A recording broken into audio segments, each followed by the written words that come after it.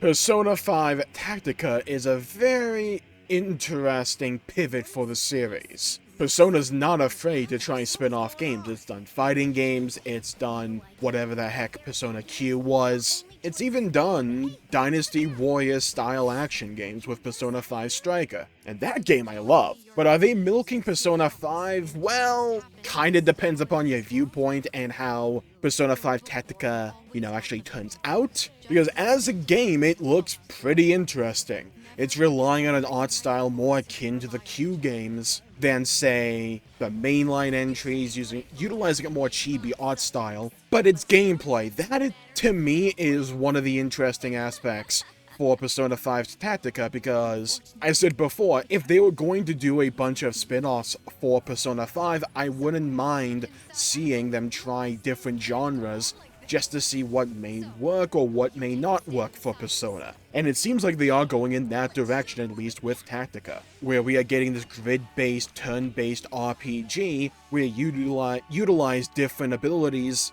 that affect the grid in different ways to take on various enemies and challenges. And that has a lot of potential, especially if the customization is there to bolster the experience and diversify playstyles, on top of various party compositions, and maybe various synergies between cast members. It seems like the cast of characters we have at our disposal is pretty big. We have the Phantom Thieves, at least the OG cast, alongside some fresh faces, and hopefully when combined with the customization they teased in the trailers that each character is supposed to have, hopefully that is able to keep the gameplay feeling fresh and new for however long this game ends up being, whether it's more in line with Strikers in terms of length, or if it's even shorter than that. I'm a firm believer that in games like this, the level design and enemy design tend to be very critical to the game's success, and in terms of how much enjoyment and fun the game actually ends up being. You need to nail having levels that feel different to one another but still pose interesting challenges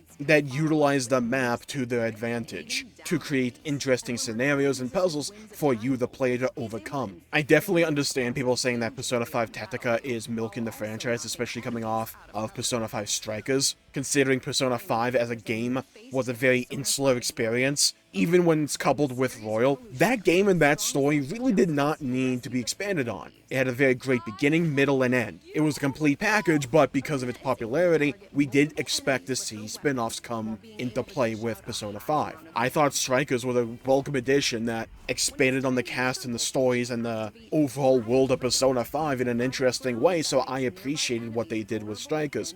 Hopefully they'll be able to do something along those lines with Tactica as well, so that the game can stand on its own 2 feet and not just feel like, hey, we really wanted to make a Persona 5 game because we know we're making a Persona 3 game, but Persona 5's the one with all the appeal, or at least brand recognition. It does kind of feel like, hey, don't forget the Phantom Thieves exist, despite the fact we're going to do this big marketing push for ReFantazio and Persona 3 Reload. Don't forget the Phantom Thieves exist, right? And if the game is good, cool. It is a $60 price tag. So to me, if you're coming out the gate saying this game is going to be equal in price to when Persona 5 release based, the game's going to need to have some content in it. And we know Atlus can make some long freaking games. For me, I hope the game, hopefully, isn't just like a 10-hour thing. I don't think it will be. Just something to keep in mind for when the game comes out. And I think the biggest red flag for this game is its DLC offering on day freaking 1 for some reason. We have this DLC pack called Repaint Your Heart,